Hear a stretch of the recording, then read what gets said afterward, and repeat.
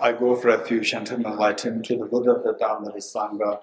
By my accumulations, the practice of giving, and so forth, may I become a Buddha to control sentient beings. I go for refuge and turn my light into the Buddha, the Dharma, the Sangha. By my accumulations, the practice of giving, and so forth, may I become a Buddha to control sentient beings. I go for refuge and turn my light into the Buddha, the Dharma, the Sangha. By my accumulations, the practice of giving, and so forth, may I become a Buddha to control sentient beings. Sanje Joda Zoge Chomanda Chanjo Pato Tami Kyatsuchi Nage Jinso Kebe Sonangi Joda Benje Sanje Dubara Cho Sanje Joda Zoge Chomanda Chanjo Pato Tami Kyatsuchi Nage Jinso Kebe Sonangi Joda Benje Sanje Dubara Cho Sanje Joda Soge Chomanda Chanjo Bado Dame Gyatsuche Dage Jinso Kebe Sonange Joda Benje Sanje Dubara Cho Om Ye Dharma He Tu Prabhadam Etum te sham datha gato yagatat te sham chayo nirodha evam vati mahashramanaye svaha Om ye dharma hetu prabhavam Etum te sham tatha gato yavatat te sham chayo nirodha evam vati mahashramanaye svaha Om ye dharma prabhavam Hetum te sham datha gato yavatat te sham chayo nirodha evam vati mahashramanaye svaha. All phenomena arise from causes. The causes are taught by the Tathagata, the cessation causes as well as taught by the great seer.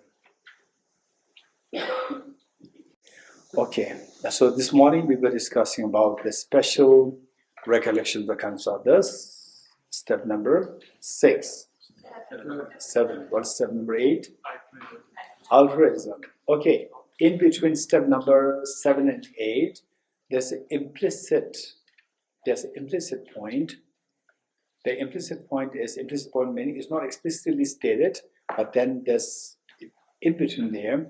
At this point, point number 7, you feel tremendous affection towards all the beings now, seeing that they are the source of benefit for you. And with this, when you see the source that they are the source of benefit, your mind flows towards them. So you see that your mind flows towards all the beings, the near and dear ones, the neutral beings, and the difficult people. So with this affection so much, when affection is there, then how does mind react when you see the person who you love so much into a particular situation? Situation like if the mother sees a child in pain, then what's the mother's reaction? The wish, spontaneous wish that may you be freed from suffering. May you be free from the pain. Whereas if the mother sees that the child is deprived of the other children, they have all the, the nice clothes and the nice, whatever facilities there, and your child has sort of these things, the mother wishes that my child also has all these things. Yes?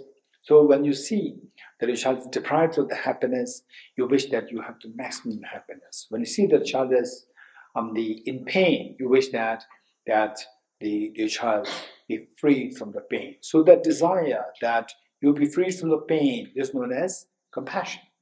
The desire or the aspiration that you have the maximum happiness is loving kindness. And those of us who attend the morning sessions, early morning sessions, morning practice, So there we talk about immeasurable kindness, loving kindness, that is wishing others to have the happiness and causes happiness. Loving compassion, the immeasurable compassion, wishing others to be free from suffering and the cause of suffering. And that, what is that next? It's a joy. Immeasurable joy, what is that? May they never be separated from happiness, which is free from happiness. May the beings never be separated. So the joy, the happiness, and of course happiness, the beings already endowed. Sometimes let's say that if you see your child is saying somebody is nice to a child one day in school, and then next day again the child is deprived of the affection from that person. Again, third time again gets, it's not stable. So the mother wishes that there's stable, that the happiness and joy that the child gets is very stable, it's not separated. So may you not be separated from happiness and cause for happiness. This is the immeasurable joy. And finally, equanimity. Yes, Amitabh. Like to be free from the bias, like inward towards some and push. Exactly. Equanimity meaning that why the beings are suffering? Beings are suffering because of the inward pull and push. Inward pull is attachment, bias of the attachment. And inward push is aversion. So inward pull and push. These are the biases, the bias attitude. So because of the bias attitude that they are suffering, the beings are suffering. So you pray that they be freed from these bias attitudes so that they don't suffer. That is it. They maintain the sense of equanimity, embracing all others, the equally living on a side without any biases. Okay, so Buddhist mind in between step number 8 and step number 7 and 8, in these two, the implicit step is the compassion, great compassion. Great compassion. When you say great compassion, the other immeasurables also come. Great loving kindness, great joy, great equanimity, they all come. But you just include great compassion. So now that with step 7, you are able to feel this enormous affection towards all the beings. Now, what is the situation of the beings? The beings are suffering terribly. Beings are suffering terribly, all because of the self-grasping, ignorant, self-centered attitude. Some they suffer right now, and some they're opening new chapters to suffer in the future. For example, they say, yes, we feel compassion towards the beings who are actually suffering now with manifest suffering, going through the pains. And then some, they look so elegant, so proud, elegant, so forth, and inflicting so much pain on others, they're actually opening new chapters for themselves to go through miseries in the future. So it's like the mother seeing that, mother is seeing like, the one child snatching food of the other child. So other child suffers. But this food has, let's say, the poison. And the second child eats the food so greedily and being so unkind to the first brother. So first brother suffers, second brother is enjoying, but actually he is eating poison for him to suffer next time. So mother will feel compassion towards both. Likewise, we see that somebody who is inflicting pain on somebody else, person A is inflicting pain on person B, we feel angry towards person A. We feel compassion towards person B. But there's someone who can see the bigger picture, who can see not only today, future, next life, so forth, then these people who can see the broader reality of existence, they will feel compassion towards both sides. One who is going through pain now, and one who is going to go through pain in the future, because the person is planting the seeds of the poison now in oneself, poison, negative karma, for him or her to suffer in the future times. So this is what it is. So the implicit step is in great compassion. May you all be freed from suffering and the cause of suffering. Okay. And then the next question is, who's going to do it? Right? Or you said, may you all be free from suffering and cause of suffering. Who is going to do that? Okay, yeah, I have a lot to do. And I cannot do it. I'm very sorry. Or I will do, I will go to a gym. I cannot do it. So you're not taking the responsibility. You have a nice thoughts, wishing that others be free from suffering and have happiness, but you're not ready to take the responsibility. So whereas you say, no, I will take the responsibility. The mother will never say that, okay, my son is in hospital, but I have to do laundry, or I have to what? Go for a walk. No, mother will never say that. Mother, no matter what, the mother will be there. You're getting it, generally speaking. Some mothers may say that. Generally speaking, the mother will never say that. Okay, so I will do it. That is step number 8. Taking the altruism. Altruism meaning taking the responsibility for others on your shoulder. Taking the responsibility of others, to get into their miseries and to give them the maximum happiness. That responsibility, you take it on your shoulder. Okay. Phil, what is altruism in Hebrew? Zulatiyut. Zulatiyut. We use the word altruism. Huh? We use the word altruism. Same word. Same. Okay. So altruism, I will take the responsibility. You're getting it? I will take the responsibility. Okay. Then the next. What will be the next question? So people learn, just say, you don't think how. What is how? Amitji. How to take the responsibility? Yes. How are you going to take the responsibility? How are you going to take the responsibility? So these questions must come.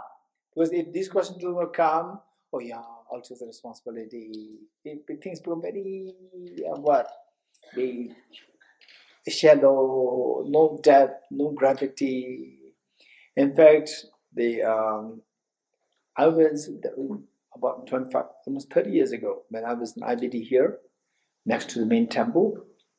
My institute is there, small institute, and there was one junior monk, way junior. I was in my 20, maybe 20, 23, and this junior monk maybe 20 or 19.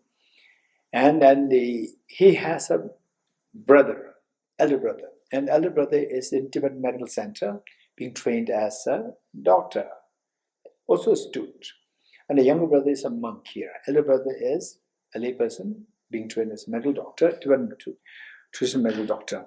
And the elder brother is extremely loving to the younger one, extremely loving. And the younger one is little, I wouldn't say, little careless. And the elder one is extremely competent. And the elder one always worries about the younger one. And every Sunday, elder one's also a student, so he doesn't have the free time. So on the Sundays when holiday, he comes to check on his younger brother.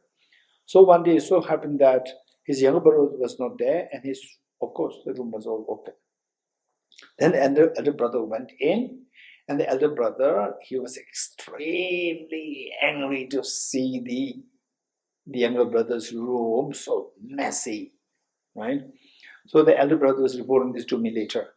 He said that this young monk, every day he's saying, may I become Buddha for the benefit of all sentient beings. Forget about all sentient beings. He cannot even take care of his own room. Look at his room, it's so messy. Elder brother was so angry. So I would take the responsibility to make sure all beings are free from suffering and the maximum happiness. First, we have to know how to take care of yourself. Oh, that's true. How are you going to take the responsibility? That's true. It's a big question. How? Then what do we do? Ask somebody, or you flip through the history book to see if somebody did it. Right? Who did it? Flipping through the history book, you come to know that 2,500 years ago, there was one prince by the name of Siddhartha. And he succeeded in doing this. And how did he succeed? By attaining 3 perfect qualities. What are the perfect qualities?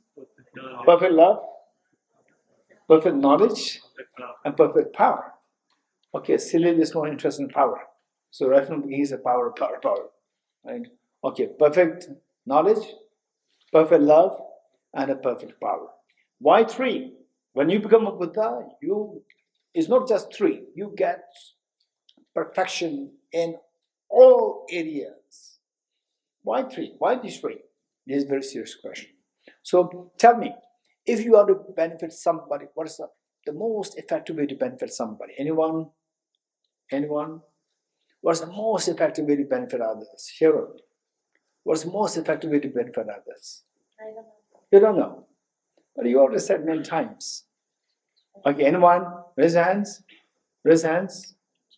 Hi. Just give a thought, and then we'll see whether it's still right, not right. We don't explore, brainstorm. Okay, raise hands, raise hands, raise hands. Okay, let's say Amit. Do it yourself first. Lead by example. Okay, so first do it yourself. Meaning what? Be happy yourself. And let others, you become rich person, so others will be looking at you. Or, okay, similar. But teaching them how to do that. Okay, Max. I was going to say give them a hug. Give them a hug. Give them a hug. Oh, give them a hug, right? Okay. Then the other person becomes enlightened. First step. No, I'm saying like a complete the roadmap or I would say blueprint, which means like a complete thing. Anyone? Give affection. Give affection. Give hug. Okay. And then they become enlightened. Okay. Advice. Okay, advice. Lauren? Reaching out to the person in such a way that one mind can almost merge with that person and be able to know exactly what the person is and suffering of that person and feel that suffering and be able to genuinely help that person. Merging the mind with the person. Merging the mind with the person. So how to merge? But by Let the others sit next to you, you sit here and merge. visualizing the person and expressing all your love and affection and prayer. I think Buddha did it already. Buddha already did it, but still we're suffering. Right? So he did it, like, he expressed love, affection to all the day. Still he's always doing.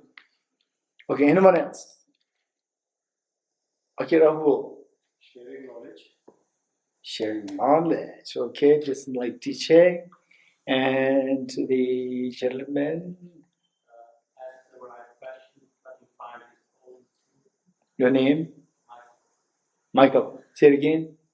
Ask the right questions. Okay. Ask the right question, like? Like, how do you feel? What do you want in life? Okay, how do you feel? I feel okay. What do you want? I want money. Why do you want money? Huh? Why do you want Why do you want money? Because that, so look at those people, rich people, they exploit others. They exploit us. If we're rich, then they cannot exploit us. Do you think that makes them happy? Sorry? Do you think it makes them And better than not having money at all. Okay, anyone else? Okay, Phil.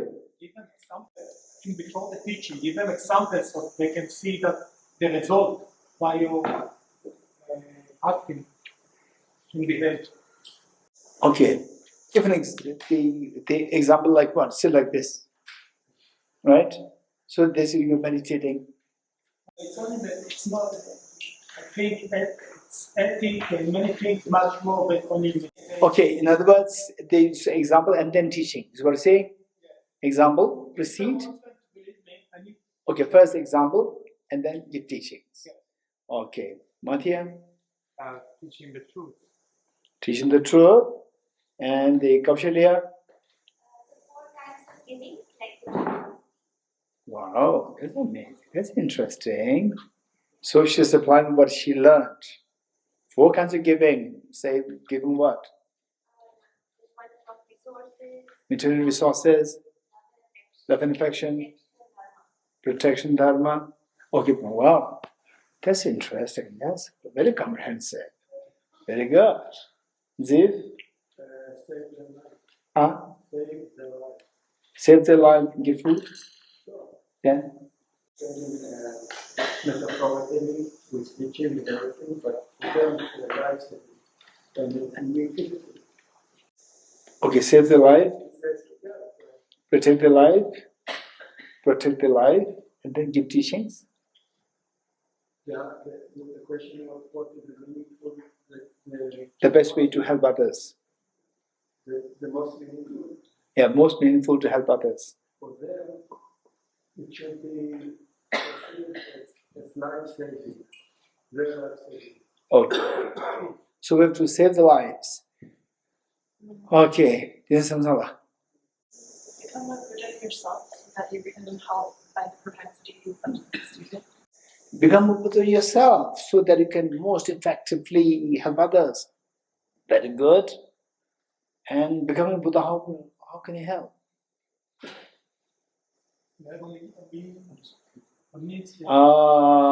Near. Learn how to do compassion in a skillful way, then according to the situation, and do the right thing. Like not impose them compassion if they don't get it, but see the situation, according to the situation, you do it. Act accordingly. And how should I act? You should say like this, or No, can. like you said yesterday about the rickshaw driver, so I need to learn how to develop these skills. Okay. Good. Okay, here, Shelly.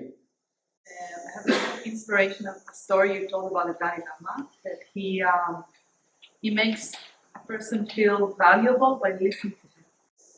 He makes people feel valuable and By listening.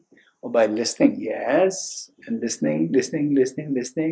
Then they keep talking, right? Until someone stops and Huh? until someone stops you and the Dalai Lama needs to listen to another person.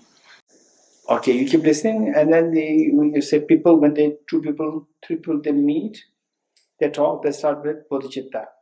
And gradually go into Chanel, Vuitton, and they become more and more dilute. And Richard Gere came to here, and so forth. All this will go into this. Oh, yeah, Vincent.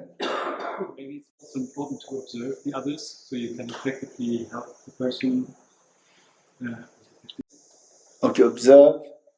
Good. Okay. By being there for them, so like that whenever like they know that if something goes wrong, they can always depend on you. Okay, like mother, Or like a friend, a friend. or like a companion. So you don't have to become a Buddha. Just be a friend. Yeah, you could. Okay. Okay. So how many agree? How many agree with many of what you said? Finally, it is letting their Buddha nature manifest. You agree? Letting their own hidden treasure manifest. How to make it manifest? By letting them remove the mental defilements. How to make them remove the defilements? By letting them have the wisdom. How to let them have the wisdom? You have to teach. You getting it? So it says, Buddha does not watch the negativities of beings. Nor do the Buddhas remove the miseries of the beings with their hands. Nor the Buddhas transfer their spiritual realized wisdom to other beings. It is only through the teaching of the suchness, meaning the truth, that the beings are liberated. You're getting it? So teaching. And then how you teach? Skillfully, and by first listening to a person. All these are required as a condition. But finally, you have to teach something. Teach the truth. Teach the truth. Good. With this mind, teaching the truth.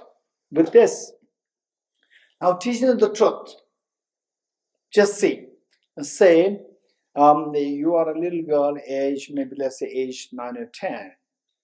and your dad one day tells you that, hey, your little boy, your dad tells you that, hey, study well. If you study well, I'm always there to support you. You getting it? Okay, what the Prasanna said, right? I'm always there for you.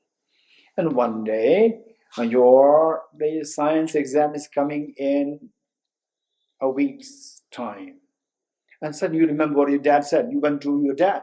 Dad, please teach me science. My science, you promised to help me. And now I need your help. And the dad said, I'm very sorry. When I was in school, I always failed in science. So dad could not help you. Why the dad could not help you? Because he's lacking knowledge. So you should have the perfection knowledge if you want to help the other person. Perfect knowledge. How to remove the metal dirt. You have to have a perfect knowledge, number one. Then the dad says that, okay, my daughter, my son, don't worry. Although I don't know science, but our next door neighbor is a Nobel laureate in physics. He will teach you science. You go there and knock at the door. And the Nobel laureate came out, Nobel laureate in physics. He comes out and says, hey, little boy, little girl, what do you want?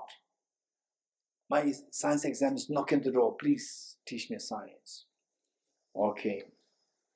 $1,000 per hour. $1,000 per hour. How many shekels?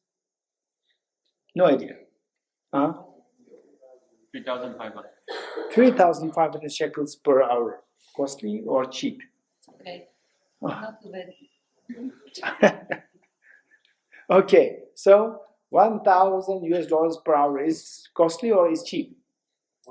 Very costly. It's very costly. You're getting it, and then you come back to he's asking $1,000 per hour.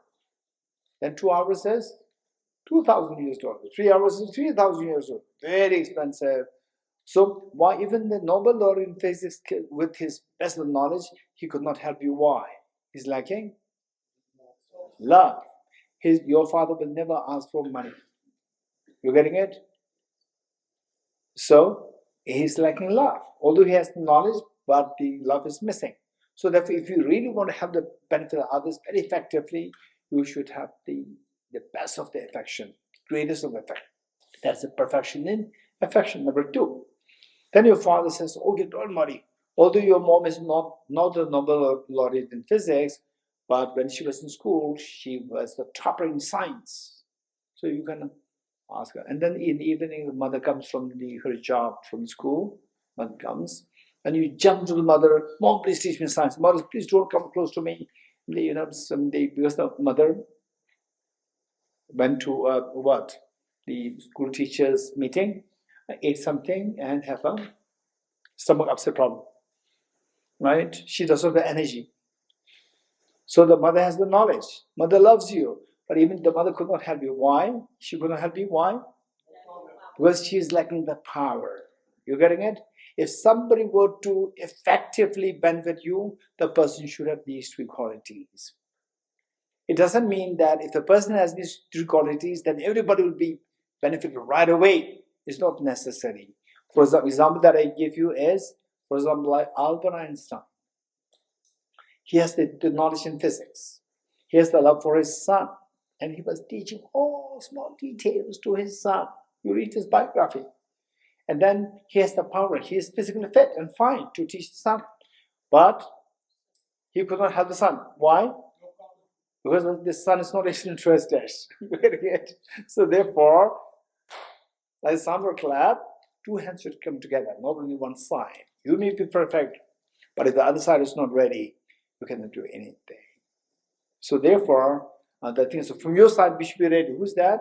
This is Samsala, who said that you should be ready. Become Buddha yourself. Become Buddha yourself and be ready. Whenever somebody is ready, you be able to help them. So that is it. When you become a Buddha, these are the 3 qualities, perfect qualities that you attain, which allows you to effectively help the other beings infinitely. It doesn't mean that, for example, say we are limited. You are limited. I'm limited. Say when you are here, okay, let's say that the Professor Salim, he's a professor. a brilliant the mathematician, a university professor. But when he's here, his students in the university, he cannot help that because he's limited. He's here, he could not be in other places simultaneously. Whereas you become a Buddha, you can simultaneously manifest yourself everywhere. Whosoever has a common connection with you, you are available there. This is the benefit of you becoming a Buddha. You getting it? So if you remember, is the story that I shared with. There are two stories that I shared with you. One, when the Buddha was giving Heart Sutra teaching in Rajgir, simultaneously in Amarwad in South India, the Buddha was teaching Shirikala Chakra, giving teachings on Shirikala Chakra. Likewise, Mughlayana, the disciple of the Buddha, who is known for his miracle power, when he went to the other world systems. So from there, he met with this, he entered into a very strange world system where the Buddha was there and all the monks, they were like 400 times the size of us. And then Buddha said that, I am the Buddha Shakyamuni. So Buddha Shakyamuni is here and the Buddha Shakyamuni is also there. You're getting it? So when you become, this is a benefit. So wherever there's a benefit, you can simultaneously manifest yourself to benefit all the beings. Okay, this is when I say that, okay, so the question is, how will I take the responsibility? So the answer is, flipping to the history of the humanity, we see that once upon a time there was a Prince Siddhartha who actually manifested Buddhahood himself. In other words, he attained the Buddhahood and then he started to benefit the beings. So therefore, the fun number 9, verse number 9, Bodhichitta, may I become Buddha for the benefit of all sentient beings. That's Bodhichitta. You getting it? So therefore, the point is that whatever is happening in the world, but at least from your side, you can make a difference in your own capacity. So that we should not miss. And what's the best way by which to make a difference in the world is, the best way is by you putting effort to become a Buddha. This is the best way. And in practical sense, it's not that you will become Buddha within a single lifetime. So while you are approaching in this direction, while you are traversing on this path to become Buddha, say you meet with people, always try to be kind. Try to share your wisdom. Whatever you have learned, share your wisdom, but in a very skillful way, and try your best not to harm others. Try to build your skills in dealing with other people effectively. So these are things we should be doing. And then finally, when you become a Buddha, and meanwhile, for example, like, so in this course, which is now master's course, in this, there's one text which we're studying. Of course, the emptiness part, very important. There's one text which we're studying, which is Ornament of Clay Realization. Ornament of Clay Realization, Abhi Samaya Alankara, in Tibet Mundogyen. That text composed by Arimatria, and which is the summary or like the comprehension of the Buddha's teachings about how the Bodhisattvas should become Buddha. So in great detail, that's explained, and that book is about that. So we have to study these things. You have to study these things, and then try to, let your mind, our mind has a tremendous capacity to keep growing. It's not limited. We think that our mind is limited. I can't do more than this. Of course, we require skillfulness. So our mind has tremendous capacity. Keep learning more, keep learning. You see your mind is expanding. This is the capacity of my mind. And then where I'm very amazed. For example, for me, learning about emptiness and so forth, yes, it took quite a long time. And then let's say that a physicist friend, Indian physicist friend, extremely bright, and when I was explaining emptiness to him, at least on the intellectual level, he got it so fast. So he would ask me a question, I give the answer, and again I tell him something, and then within a short span of time, at least the intellectual understanding, he got it so fast. So with this in mind, they say we need to we need to acquire the skills. We need to acquire the skills, and also that, so if you progress, so what takes us like 10 years, when the potential becomes manifest, you can learn it within few minutes. Otherwise, it will take like 10 years. When intelligence is sharpened, when the Buddha manifests to some extent, then what otherwise takes like 10 years or 20 years, you will learn within a very short span of time. Okay, I don't want to go into too much of the stories, otherwise there are many anecdotes like this. Okay, so with this mind, may I become Buddha for the benevolent sentient beings. This is step number 9. Okay, so now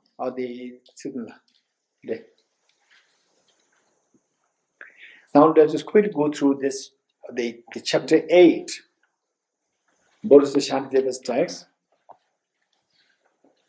And yes, in a way, it is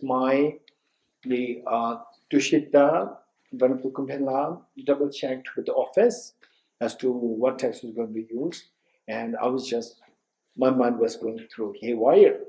And then the second told me that, and then nothing really came to me. I said that the blades. And later, I came to know that this text is also there. I thought it's just a Bodhichitta, with the text. So, never mind. Otherwise, the Venerable Kubala could have easily either sent you the announcement that this text will be used. So the text which we're going to be using is published by LTWA, Library of Tibetan Works and Archives. Library of Tibetan Works and Archives. And if you library here, you can already get it. The book is very cheap. In here you can get it for 200 rupees, 300, maximum 300 rupees. Amazon, they will charge you 2,000 rupees. You getting it? Amazon will charge you 2,000 rupees. And the library, you get it in 200 rupees. For maximum 300 rupees. You getting it? It's very cheap. You can get it. And I would highly recommend that you get this book. And this book, there are many translations of this same book, but usually I use the published by LTWA, translated by Stephen Bachelors. Can you repeat the name? A Guide to the Bodhisattva's Way of Life. A Guide to the Bodhisattva's Way of Life.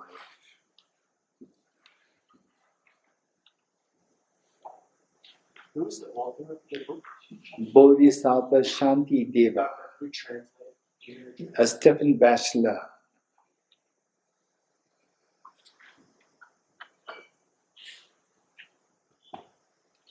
Okay.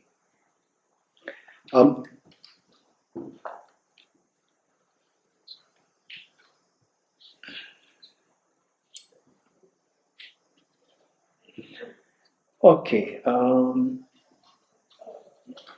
Who manages this? Okay, just show me which page is that. 71. Page number? No page? No page. 71 on PDF. Okay, 71 on PDF.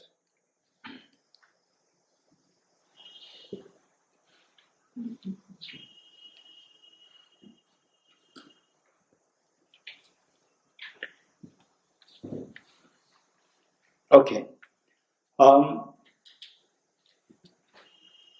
This is not in the Blaze. In the Blaze, you will not find this book. It is not there. Just this chapter 8, meditation, this chapter 8 of the book. And the first chapter we read.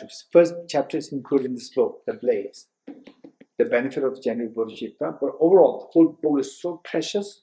I would for sure suggest you to get it from LTWA or from nearby the shops. Maybe the bookshops are there. You can get them.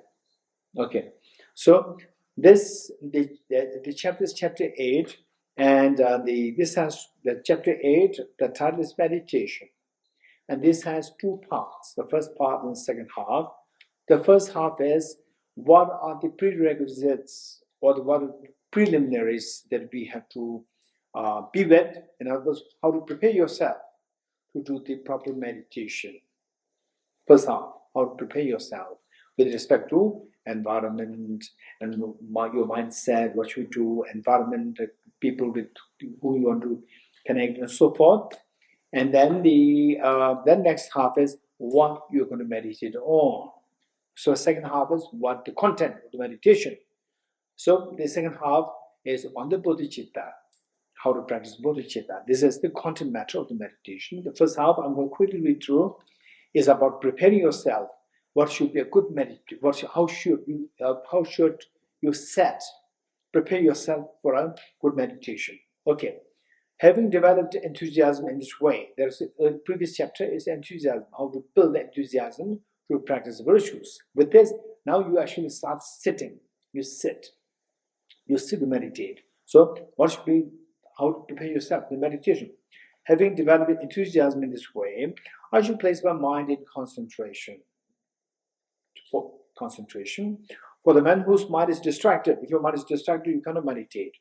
For the man whose mind is distracted, dwells between the fangs of disturbing conception. Where your mind is distracted, you are bound to fall prey to the disturbing conception. Disturbing conception meaning afflictions. So the translation uses this word, the disturbing conceptions for affliction in Tibetan is Myanmar. So better translated this affliction is more direct. The fangs of afflictions like attachment,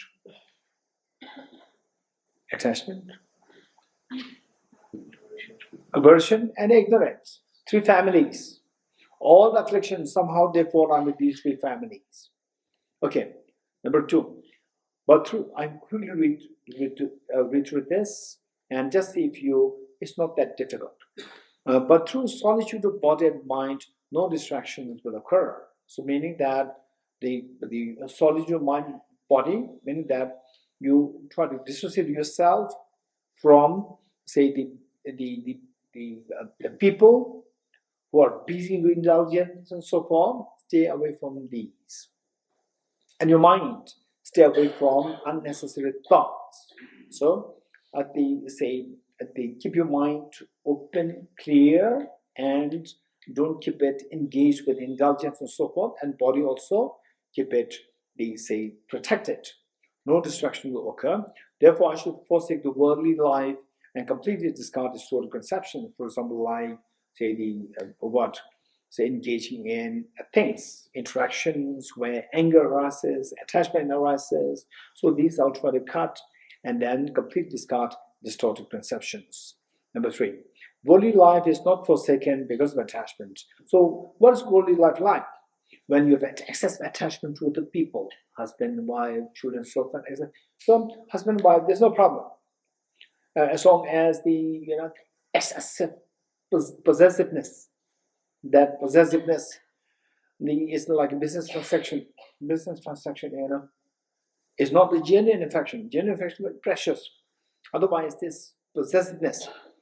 The worldly life is not forsaken because of attachment to people and due to craving for material gain and the like. So primarily the material gains, a fight over the properties and so forth, and then the obsession to the gender attraction and so forth. Therefore, I should entirely forsake these things, for this is the way in which the wise behave. Okay, for this first, don't jump, oh, I'm going to do that. This not.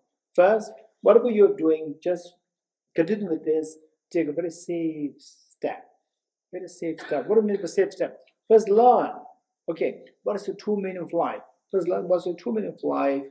So say, for example, okay, so I'm at the moment, I'm this age, I'm 20, I'm 30, 40, 50, whatever. And then after 20 years, after 30 years, where will I end up myself? And grow, no grow. If I go in this direction, no grow. If I go in this direction, growth. And then what about next life? Or is there next life also? Right? Is there next life? All these we have to check and say, before you jump into the pool, just learn first, create a roadmap. How do you jump? Roadmap. With the roadmap, you're very convinced, so sometimes you have to take, say, like, it depends on your mindset, the pace at which you move. Finally, the job is to awaken your hidden treasure.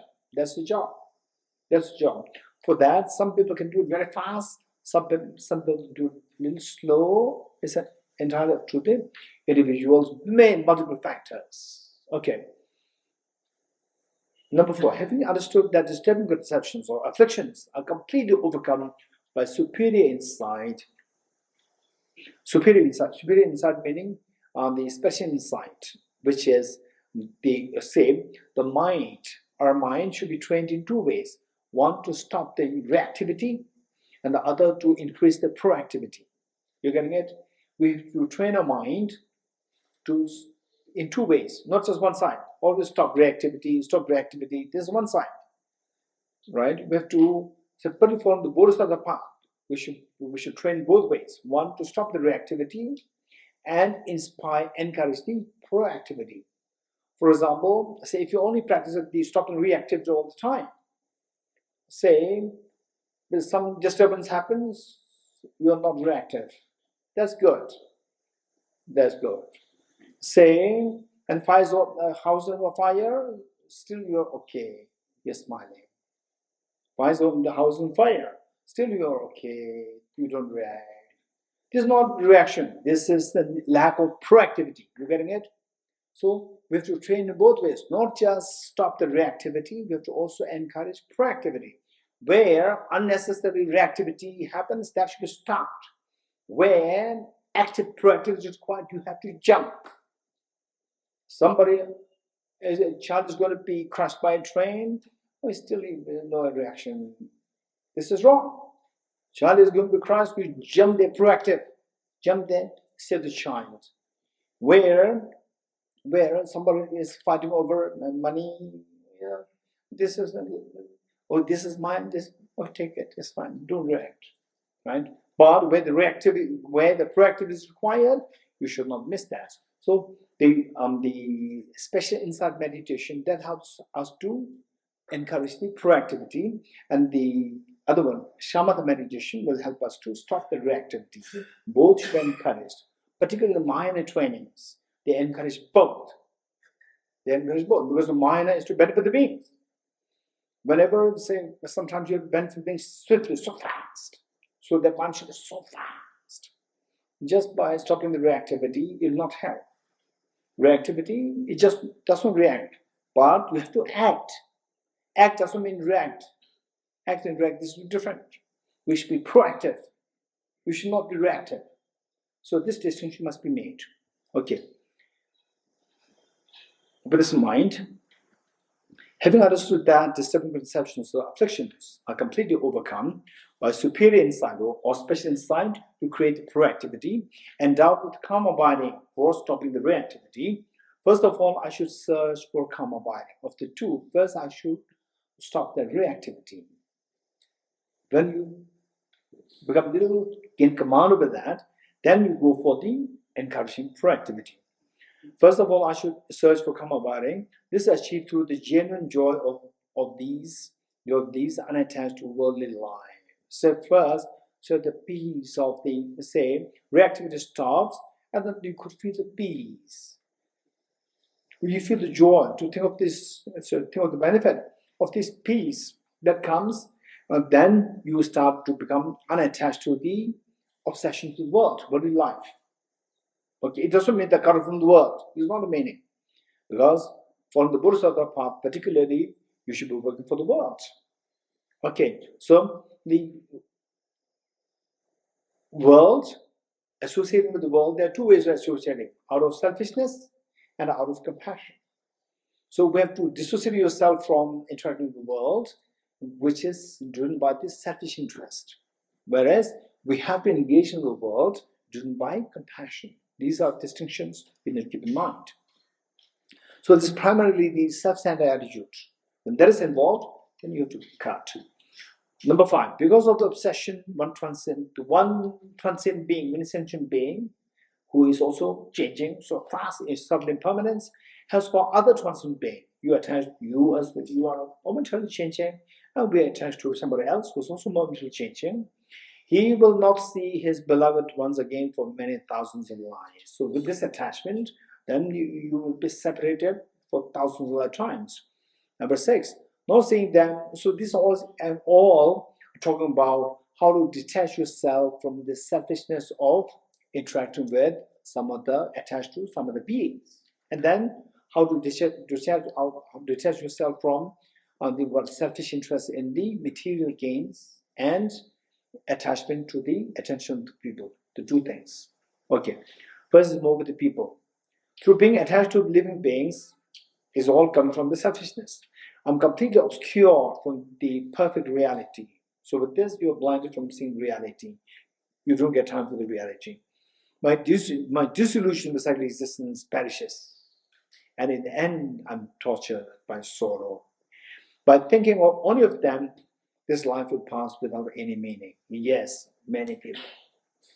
Oh, I have no time for it, because that I have a family, this, I have family, that. So it's all about related to God. And then you think that, for example, Siddhi will say, you know, I have somebody to take care of. And who's that? Oh, my dad, my mom. How old are they? When they are 50 something. What is 50? It's very healthy. They can do, you know, don't waste your time like this.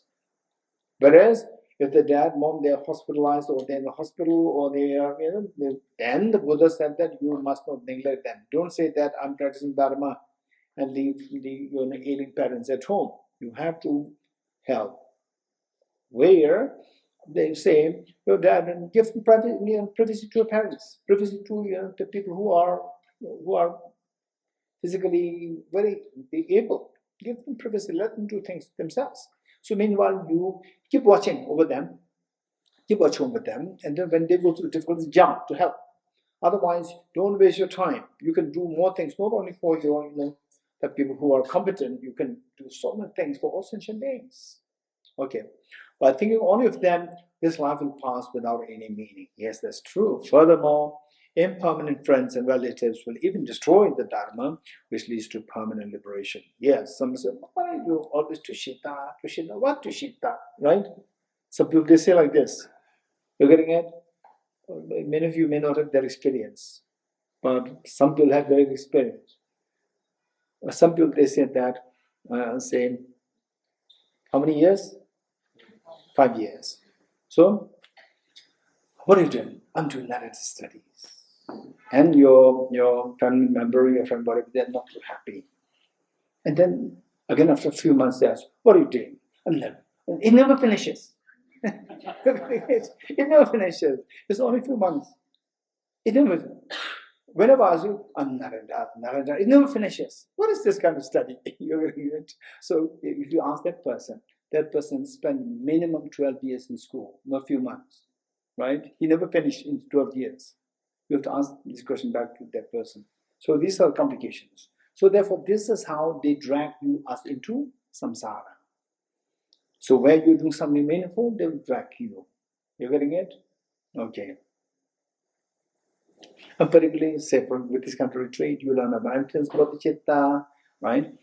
And then when you meet with some other people, you are bound with meet with some people, and they will, they just stop to chat, and they say, okay, what do you mean? I'm Tushita. What do you mean? The interest. What's interest? Then, and the other person senses that you're doing pretty good. Who's your guru? Right? Who's your real guru? And you have no idea. I don't know what's your guru. And the other person gets a feeling that you are less. He is at the high level in Dharma.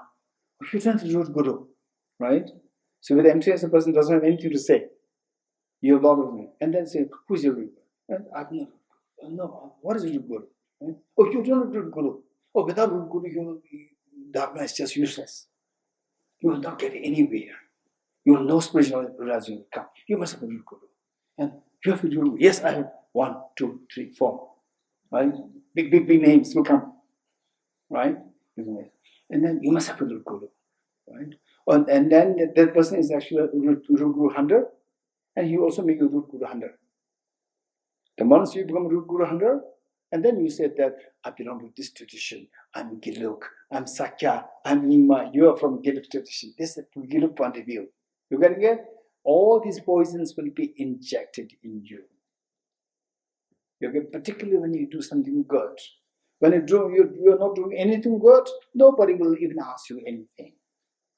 But when you start doing something good, then they will pull you down. These are things that we should be careful of. You're getting it? Don't become a guru hunter. Study well, right? Become very confident to see that who are the people who can help you in the long run. You should be able to judge, not that somebody is to dictate you. You should be able to judge who's going to help me in my journey to enlightenment. You have to learn that first. Without you learning it, how can you, without learning it, how can you talk about the measure of having generated Buddha renunciation, Bodhichitta sanity? You're getting it? You have to learn it yourself. Okay. There's a little bit of digression. Okay. And the which verse? Verse number 9. If I behave in the same way as the childish. What is childish? Childish men who are so excited with the meaningless things and who feel so bored with the meaningful things. These are the childish people. You getting it? If I behave in the same way as the childish, I will certainly proceed to lower realms. And if I'm led there by those unequal to the noble ones, what is the use of entrusting myself to the childish? So why should I have to go through with the childish? I have to extract meaning, give a meaning to my life. What is childish? Childish, okay, just see what is childish. The definition is given here, right? And don't just point to somebody else. You also check whether you are childish, not on others. It says one moment they are friends, one moment they are friends, and the next moment it says they become enemies. Their mind is so what? Wavering. They change so fast. Since they become angry, even in joyful situations, what otherwise, so for example, how are you? It's good or bad? How are you? It's very good. And I say, why? You're my doctor? Right? And when did you come? Why should you tell everything to you? Why? That's actually good. Oh, I came yesterday, there was a problem. So this is where, so the things otherwise, for normal people, things should make happy, and these people, they become unhappy. So that is the meaning of childish. One moment they are friends, and the next moment they become enemies. Since they become angry, even in joyful situations, it is difficult to please the ordinary beings. You cannot please the ordinary being. You're getting it? They may be happy today. Again, tomorrow, if you don't do the same thing, they'll become easily change into anger. Okay, 11. They are angry when something of benefit is said. Say, you have to study Dharma. Always Dharma. You're getting it. They become angry. So they're angry when something beneficial thing is said. And they also turn me away from what is beneficial. They will pull you away from the Dharma. They will pull you away from doing something good. And if I do not listen to what they say, they become angry and hence proceed to lower realms. And then you have to do what they want. And what they want you to do? Do something bad. So with bad things, it will take you drag into the lower realms. 12. They are envious of superiors. And another quality or attributes of the childish people are, they are jealous of the superior beings, people who are better than them, competitive with equals, and arrogant towards inferiors. And they're conceited and praise. Easily, you praise something, just praise, and instantly they feel so proud. And if anything unpleasant is said, they become easily angry. You just cannot say anything which is the weakness. Easily they become angry. Never is any benefit derived from the childish. 13. Through associating with the childish, they will certainly ensure unwholesomeness will happen, such as praising myself and believing others. Another quality, another attribute is that they tend to, we tend to praise ourselves and defame others. Okay, this is the childish. Such praising myself and believing others and discussing the joys of sex. They only talk about the fun of party and nightclubs and so on. The moment they talk about something more meaningful, they feel so bored. 14. Develop myself to others in this way will bring about nothing but misfortune, because they will not benefit me and I shall not benefit them. I should flee far away from such childish people. This is so precious. We have to run away from these people. And some people say that the moment I come into the Dharma, my long-term friends from school days, college days, they start to run away from me. They become distant from me. I said, this is very good news. Very good news. these people, otherwise they will drag you into wasting your life. Now, these say the old skin shed and have new skin. You're getting it? Have new circle. New circle who are like-minded. Who are like-minded, who talk about Bodhichitta, who talk about compassion, who talk about awakening your potential. You're getting it? To make your life meaningful. So you don't really worry. Okay. I should flee far away from the childish people when they are encountered, though I should, when you do meet them, what do you do? I should please them by being happy. So don't show any anger and so forth. Just accept. I should behave well, merely out of courtesy, but not become greatly familiar. Don't be glued to them. Just keep a distance, be nice, and when the love, okay, that's fine. In the same way as bee takes honey from a flower. So always I say that be like a bee. Be like a bee. The bee goes to the flower. Bee goes to the flower to suck the nectar. And don't disturb the flower. Don't you get it? Don't disturb the flower. You don't disturb the place where you are. And don't let that place also disturb you. Don't let the flower disturb you. When the flower moves, you move. It may be a trap. It may be a bait.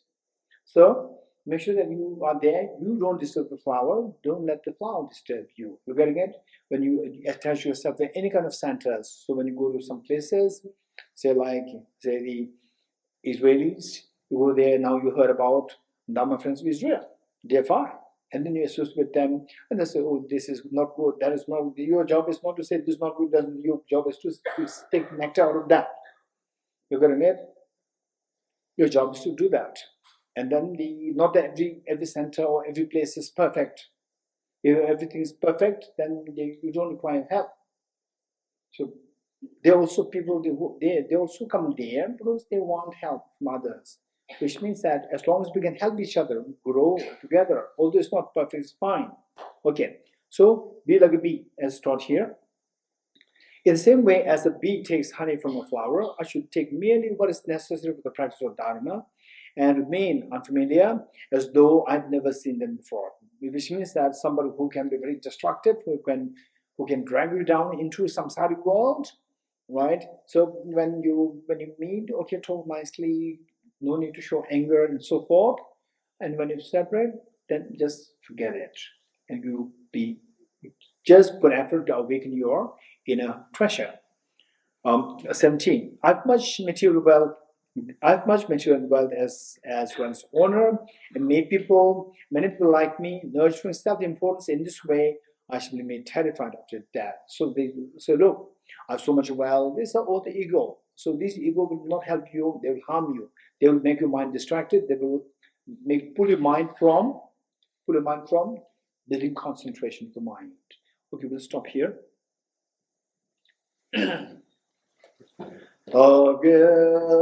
Tuje shaye so to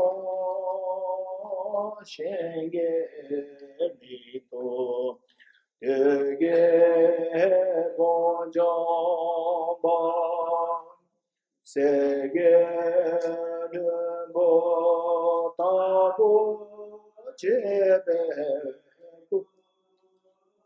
shaye bo yala oh mone mahamona eswaha oh mone mahamona eswaha oh mone mahamona eswaha oh mone mahamona eswaha oh mone Mona Eswaha Om Mone Mahāmunāya Svaha.